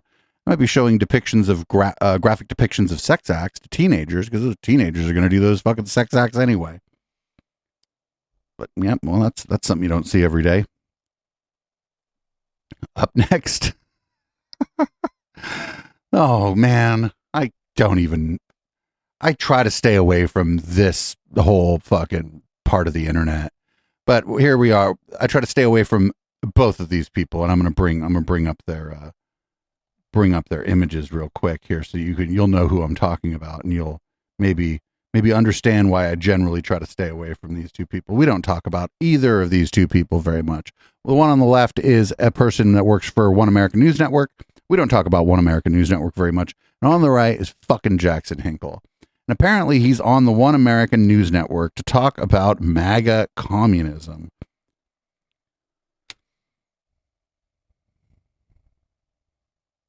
You know, I came across you most recently with the trending hashtag MAGA communism. Now, a lot of people are going to hear that hashtag MAGA communism and be a little bit confused. So I'm going to let you explain what that means, because I don't think you're a communist, Jackson.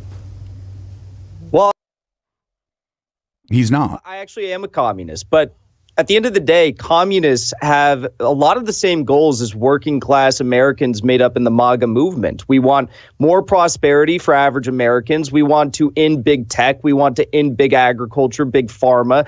We want to stop the monopolies and the subsidization of monopolies all across America. And we want to reinstill patriotic education in this country. We don't want open borders. We don't want, a green fascist push amongst our people. These aren't things that we support because we are average Americans as well.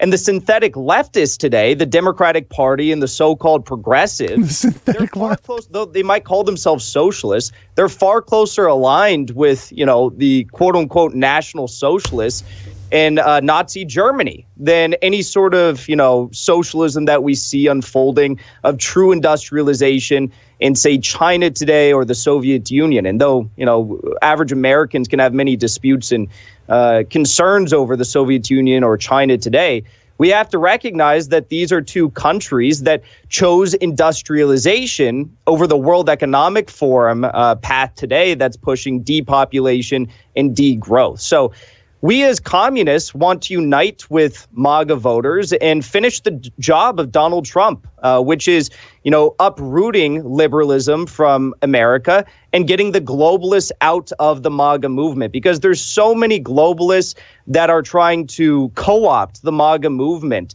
and bring about neoconservatism in the MAGA movement. We need to do away with that. We need to do away with people like John Bolton and Mike Pompeo and make sure that this is truly a working class movement.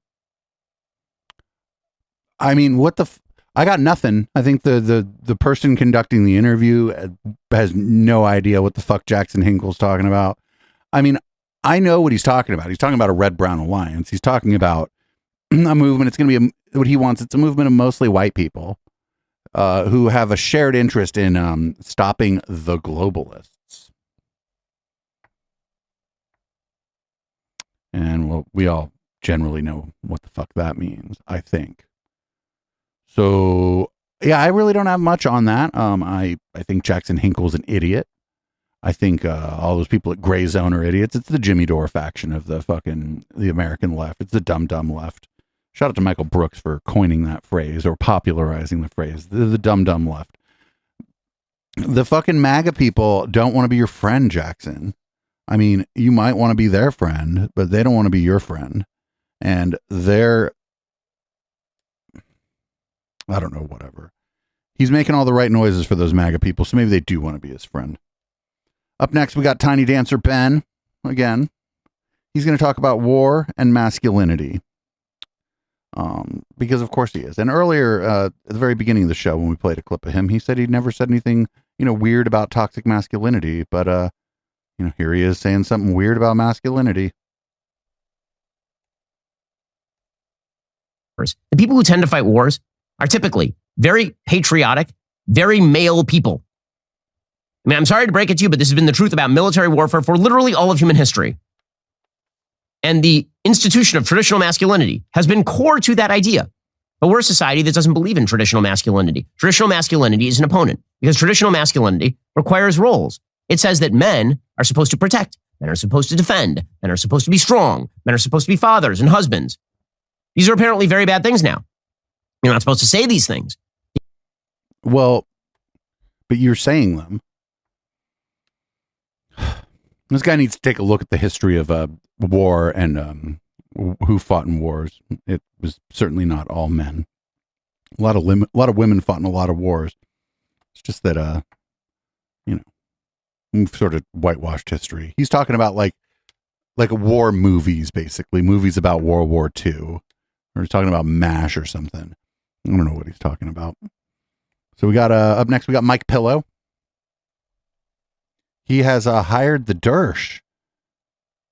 Hired Alan Dershowitz until runs out of money, and then Alan Dershowitz ain't gonna have nothing to do with them. Good on Alan Dershowitz though for going around and taking all these assholes' money, I guess.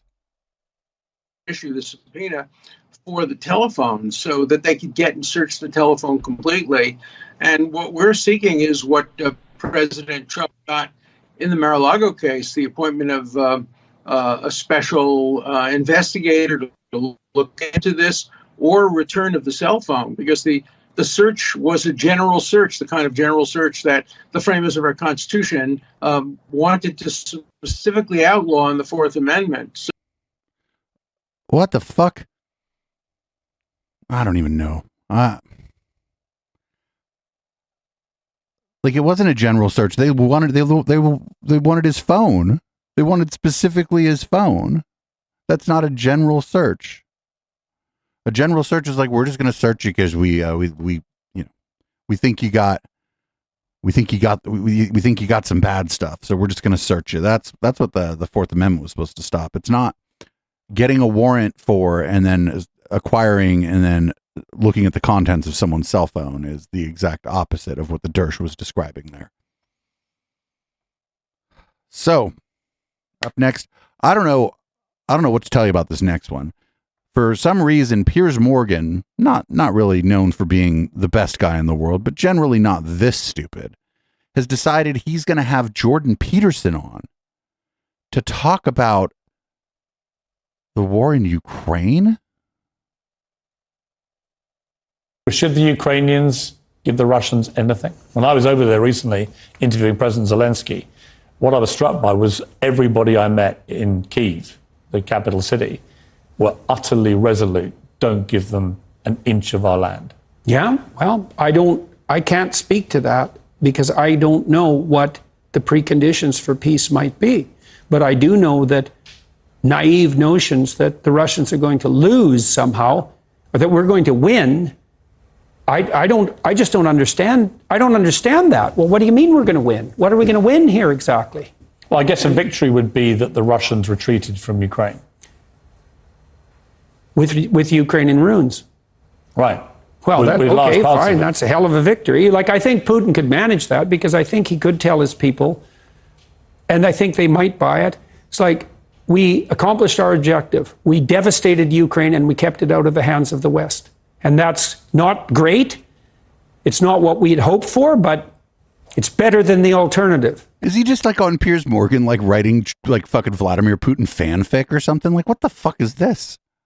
And I think they would buy that. And I think when Putin went into Ukraine, I thought a bunch of things, which I made a YouTube video about that. People criticized like mad. I thought, okay, well, what's happening here? Oh, I see. His end game for failure is that Ukraine is left in a smoking ruin. Oh, that's a victory. So then he can lose with impunity. Wait, what? So how can we win? What? Like, what the fuck? All right, dude. I think even Piers Morgan, because Piers Morgan's a giant piece of shit, right? But Piers Morgan is going, what the fuck did I do? Who booked this moron? Like, we can't win against Vladimir Putin anyways, because you cannot win against someone you cannot say no to. Wait, what? Period. And we can't say no to Putin because we sold our soul for his oil and gas. And we did that to elevate our moral stature in relationship to saving the planet.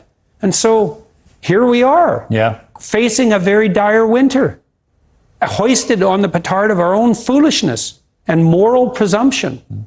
We're saving the planet. We'll see. I don't think so. What the fuck? That was more. That was more unhinged than I thought it was going to be. Like, what the fuck was he talking about? He doesn't know anything about the conflict in Ukraine. He said, "Oh, I don't know. This is, he just copped to not knowing," which is fine, actually. More people should do more copping to not knowing things, for sure. But then he just started going off on some weird shit about how now we're fucking dependent on them for oil because of some moral shit. Like, what are you talking about? Like, what the fuck?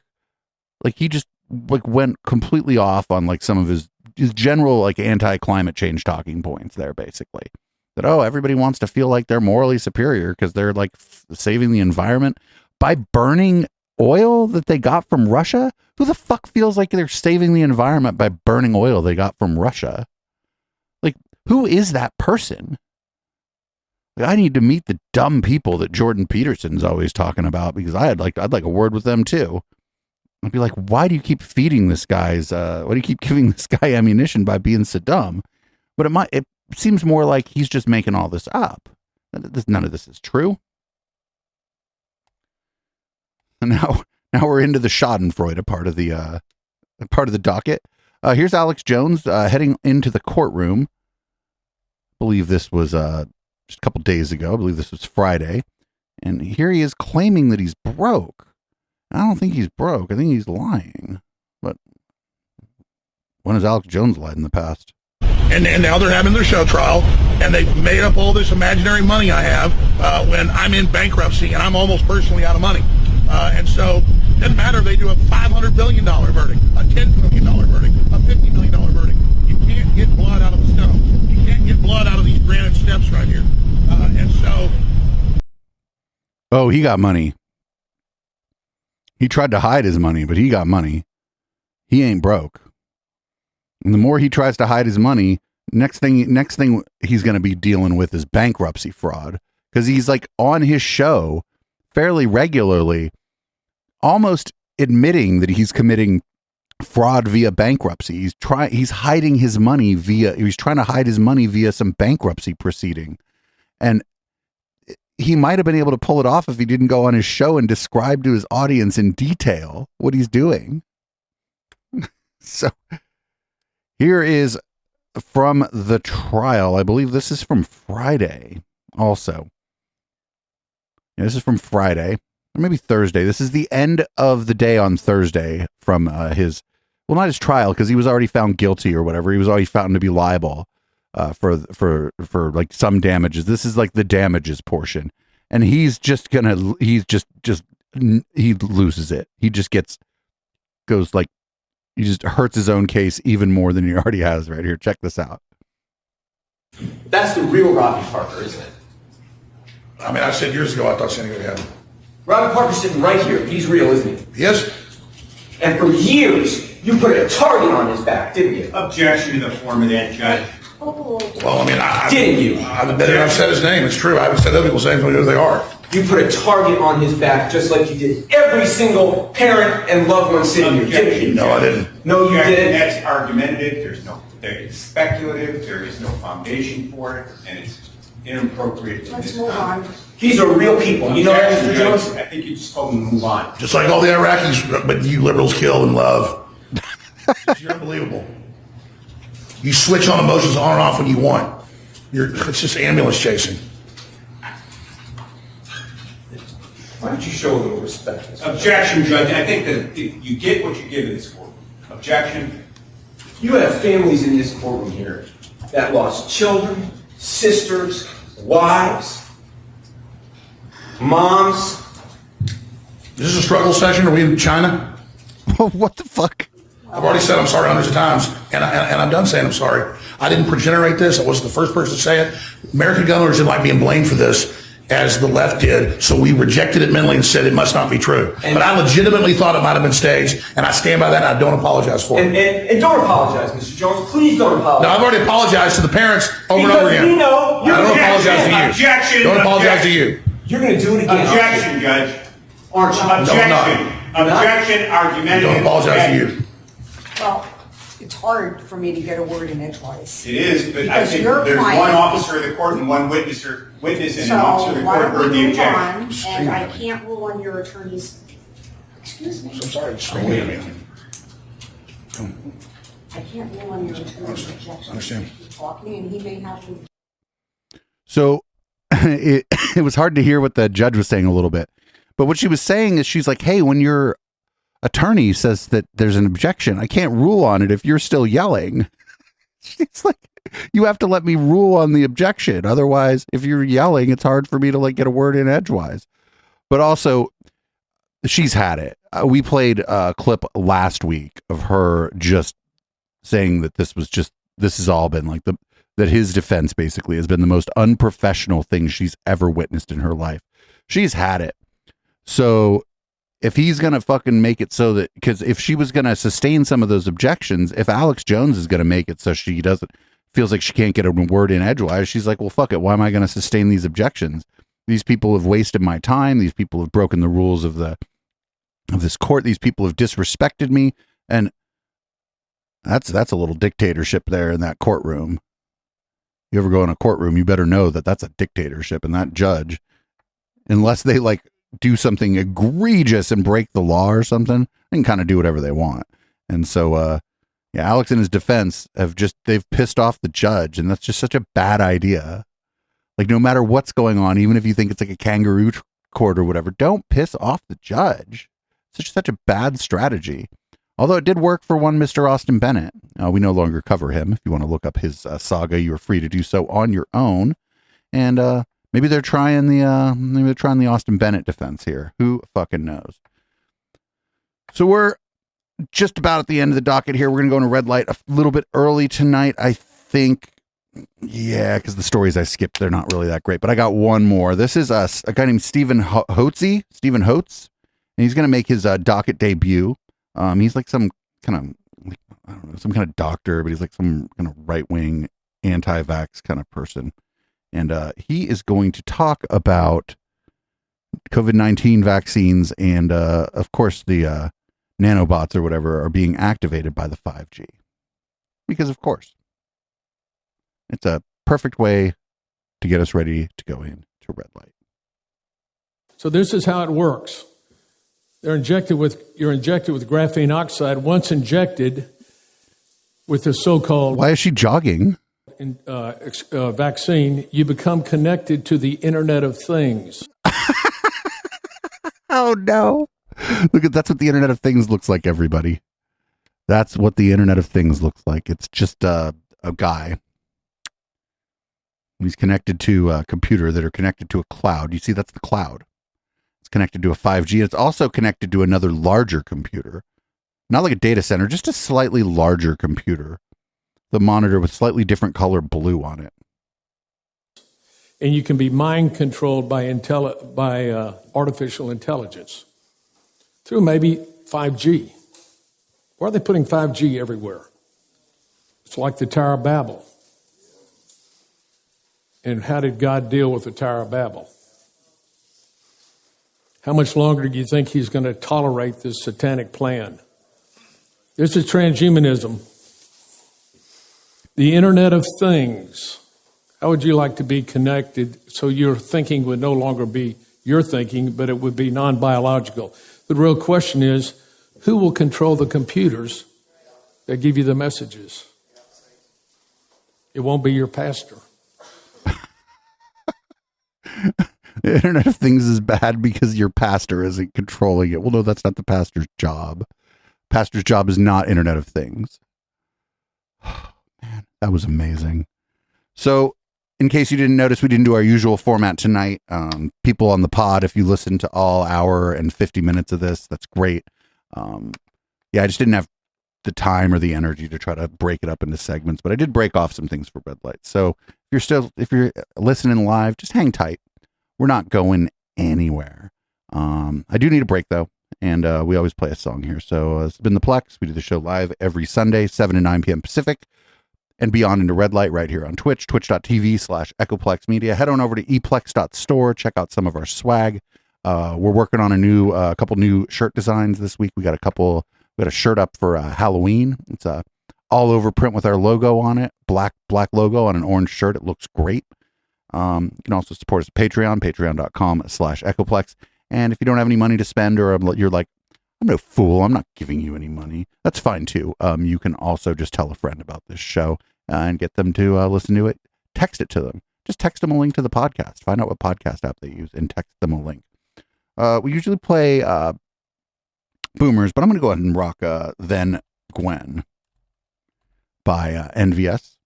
And change the color of the lighting in here a little bit.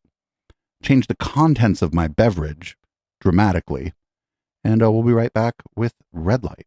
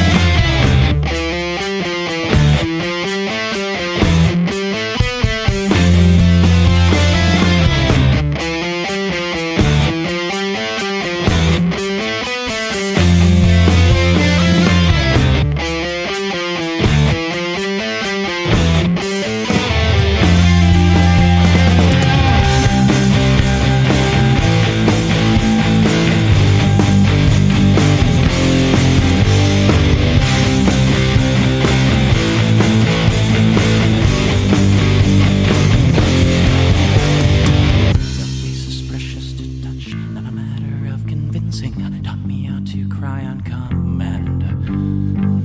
Appearance not a pretense, genitals are not defined. You